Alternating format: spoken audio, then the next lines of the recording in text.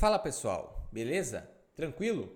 Estamos chegando aí, você sabe onde, aqui no nosso canal LA Esportes. Já vou te convidar de antemão, tá chegando pela primeira vez aqui, te inscreve no canal, ativa o sininho das notificações, deixa o like nesse vídeo, compartilha com os teus amigos, deixa aqui embaixo o teu comentário. Chega mais, eu sou o Luiz Eduardo e vamos juntos para falar de Flamengo e São Paulo, São Paulo e Flamengo, partida válida pela volta das semifinais da Copa do Brasil.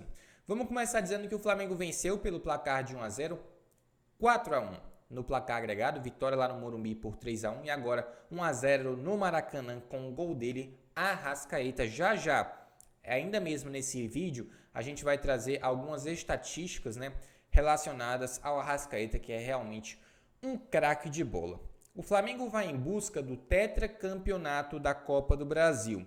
E no caso, não é só a busca pelo título em si, mas também a premiação da Copa do Brasil, que paga e paga muito bem. A gente vai dizer que é mais uma decisão relevante em que a equipe do Dorival Júnior chega na temporada. Se não bastasse a Libertadores, a gente pode até citar também o Campeonato Carioca, que tem, claro, um peso menor do que Libertadores e Copa do Brasil, mas é uma decisão também que tem a sua relevância.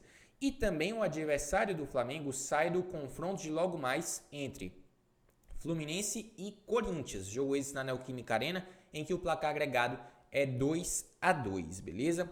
Vamos falar sobre as escalações que as duas equipes mandaram a campo. O Flamengo foi com o seu famoso time de copas, como o Dorival Júnior costuma dizer, Com o Santos no gol, o Rodinei na lateral direita, também com o Davi Luiz e Léo Pereira no miolo da zaga, Felipe Luiz na lateral esquerda, Thiago Maia e João Gomes, dois volantes, dois meias eram Arrascaeta e Everton Ribeiro, lá na frente Pedro e Gabigol. São Paulo foi a campo com o Jandrei no gol, o Felipe Alves não pode jogar porque ele não está inscrito na Copa do Brasil, Igor Vinícius na lateral direita, miolo da zaga com o Léo Pelé e também o Diego Costa, e na lateral esquerda o Reinaldo. Dois volantes eram Pablo Maia e também Rodrigo Nestor, dois volantes eram Alisson e Patrick, lá na frente Luciano e Calheri, essa é a equipe do técnico Rogério Ceni. Eu já gostaria, inclusive, de trazer um recado em relação aos torcedores do São Paulo, que é o seguinte: beleza, tem a eliminação na Copa do Brasil e tal. Talvez alguns achem o trabalho do Rogério Ceni ruim, mas se, entre aspas, o trabalho é ruim, chegou na final da Sul-Americana, onde muitas pessoas talvez não acreditavam, no início da temporada eu falo, chegou também numa semifinal de Copa do Brasil, só sendo parado pelo Flamengo, porque não tem como comparar o Flamengo hoje, qualidade técnica e investimento em comparação ao São Paulo, não tem como, até em relação a muitas outras equipes do futebol brasileiro.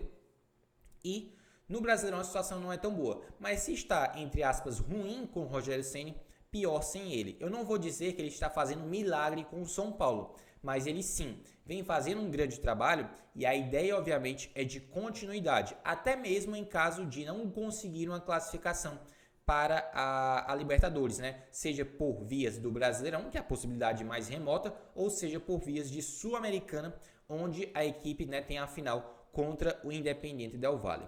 Mas vamos falar sobre esse jogo, as duas etapas em específico. Primeiro tempo, São Paulo começou com tudo, era o que se esperava, até porque estava em desvantagem no placar e, embora jogasse no Maracanã, precisava dar uma resposta para o seu torcedor e, principalmente, quem sabe, aquela coisa do futebol. Se eu conseguir um gol aqui nos 10, 15 primeiros minutos, a situação do jogo, o panorama, já muda.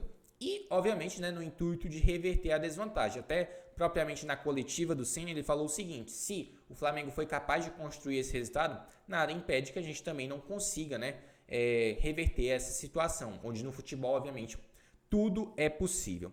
E claramente essa postura do São Paulo causou um desconforto no Flamengo, que podemos dizer foi reconhecível ali nos primeiros minutos, sim.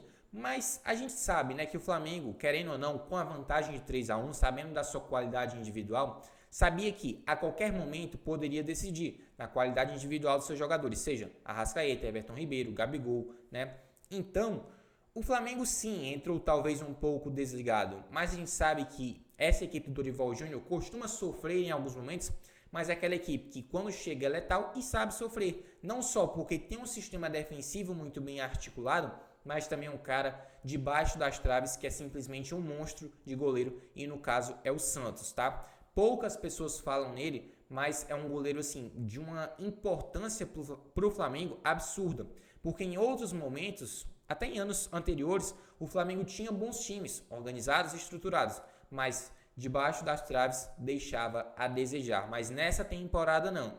Existe um equilíbrio em todos os setores, defensivo, meio de campo e também do setor ofensivo principalmente. O São Paulo mais uma vez teve volume de jogo, mas não conseguiu traduzir essas oportunidades em gols. Até pela eficiência do próprio Flamengo, né, do aspecto defensivo, mas também pela ineficiência do próprio São Paulo. Então, pela eficiência defensiva do Flamengo e pela ineficiência do São Paulo. E aí, é você, né? Podemos dizer assim, você não faz, você leva. É uma regra do futebol, podemos até dizer assim, tá? O Flamengo foi lá, na qualidade individual dos seus jogadores, e a partir do momento em que Gabigol, Pedro, Arrascaeta e Everton Ribeiro entraram efetivamente na partida, aí não deu mesmo para o São Paulo, tá? E aí o Everton Ribeiro, numa bela assistência para o Pedro, acaba, né, marcando o gol, né? A assistência do Everton Ribeiro para o gol do Arrascaeta realmente acabou sacramentando a vitória do Flamengo, tá? Que inclusive teve outras oportunidades. O Gabigol poderia ter feito um gol antológico no Maracanã aí, com direito a cavadinha e tudo, né? Encobrindo o Jandrei. O Flamengo fez um gol impedido, no caso com o próprio Pedro. O São Paulo teve suas oportunidades ali no início de jogo, mas pelo menos no primeiro tempo 1-0 e esse placar permaneceu até o final do jogo. Falando na segunda etapa, foi basicamente uma etapa protocolar, até porque 1-0 para o Flamengo, 4-1 no placar agregado. O São Paulo tinha noção que era muito difícil a missão. Até mesmo o próprio Corinthians foi nessa temporada enfrentar o Flamengo no Maracanã com a desvantagem também de 2 gols, conseguiu um 0-0 no primeiro tempo, mas no segundo tempo não deu. No caso do São Paulo foi um pouquinho diferente, também criou suas oportunidades, mas não conseguiu traduzir em gols, assim como também foi o seu rival paulista. E essa etapa protocolar diz muito respeito ao placar agregado. 4-1, né? O Flamengo, com a qualidade que tem, o apoio da torcida, era muito difícil uma reversão nesse cenário. Até que a equipe do Rogério Ceni tentou criar uma chance ou outra, o Luciano mandou uma bola na trave. E eu queria falar também especificamente sobre 2 jogadores do São Paulo. Um deles é o Calleri, que não passa por uma grande fase. Tudo bem, ele tá com problemas com relação a marcar gols, sim, mas também falta um sistema que o municie melhor. Ele não tem, por exemplo, até a própria transmissão, né, aqueles que estavam fazendo parte da transmissão do Sport TV disseram que falta um Arrascaeta e um Everton Ribeiro para municiar o Calleri. Não existe isso, por exemplo, no São Paulo. Isso é bem verdade. Mas também o Calleri tem a sua parcela de culpa ao não conseguir balançar as redes por tanto tempo assim. É claro que um atacante como ele, quando a oportunidade chega, ele costuma não desperdiçar. Mas ele desperdiçou uma oportunidade importante nessa partida contra o São Paulo, nessa mesma bola na trave, né, do Luciano, o rebote ele acabou mandando para fora e ele precisa melhorar. É fato que é um grande atacante, já passou, né, por grandes momentos e a tendência, obviamente, é que recupere a boa fase. E outro jogador que eu gostaria de citar que não fez uma boa partida foi o Patrick. É um jogador que, durante o primeiro jogo, ele foi muito importante, foi o principal jogador do São Paulo na partida, na minha percepção, mandou bola na trave, foi muito perigoso e nesse segundo jogo, realmente ele pareceu um pouco desconcentrado, errando passes bobos e não foi aquele Patrick que o torcedor São Paulino espera. Que, por sinal, por falar no primeiro jogo, foi lá em que o São Paulo perdeu a sua classificação para a final da Copa do Brasil. Lembrando que esse é um título que a equipe São Paulina ainda não tem. O Tricolor Paulista não tem ainda Copa do Brasil, tá? E, por sinal, perdeu a classificação num jogo em que foi superior ao Flamengo. E você pode até falar, o Flamengo também não foi bem nessa partida da volta. Pode até ser, pode considerar e tal, mas é só considerar, digamos, um, entre aspas, desmobilizado Flamengo. 3-1, gente. É claro que o Flamengo não ia estar com aquele ritmo ultra ofensivo, coisa e tal. Não. Iria basear-se naquele estilo de jogo em que apareceu a oportunidade, sabia que ia marcar, né, e acabar matando o confronto. Muitas vezes o São Paulo também esbarrou no sistema defensivo do Flamengo, como eu já citei. E aí, o Dorival Júnior promoveu trocas, o Rogério Ceni também, trocas pontuais visando especialmente, né, o aspecto físico, até mesmo em detrimento da tentativa, né, de mudar o placar que já estava sedimentado, tá? O Flamengo fez trocas, né, diminuiu o ímpeto, focava mais nas trocas de passes e é isso. Flamengo 1, São Paulo 0.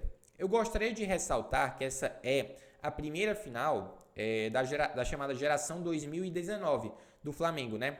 Que são aqueles remanescentes da época de ouro, do Jorge Jesus e tal, que no caso a gente pode citar, por exemplo, o Arrascaeta, o Everton Ribeiro, o Pedro, o Gabigol, né? São alguns dos exemplos, tá? E a gente vai citar também sobre a final da Copa do Brasil, até porque elas acontecem, né? Lembrando que o adversário do Flamengo vai ser Fluminense ou Corinthians, a ida no dia 12 de outubro, a volta no dia 19 de outubro, tá? No caso, o Flamengo em busca aí, obviamente, mais um título de relevância, fora a Libertadores, onde enfrenta a equipe do Atlético Paranaense. E o São Paulo, além de eliminado, a gente também pode falar do Rogério Ceni, né? Até porque ele tem um retrospecto, né? Que contra o seu ex-clube, no caso o Flamengo, não é nada favorável, tá? Estou inclusive pegando essa informação da TNT Sports. Além de ter 10 derrotas em 10 jogos enfrentando o Flamengo como treinador, no agregado, Rogério Ceni amarga um 23-5. Olha isso, né, galera? São as coisas que o futebol proporciona. Há pouco tempo, Rogério Ceni estava ganhando títulos com o Flamengo. Pode ganhar com o São Paulo, é bem verdade, mas o seu retrospecto, né, contra o seu ex-clube não é nada favorável. Inclusive, o Flamengo não sabe o que é perder para o São Paulo há 6 jogos.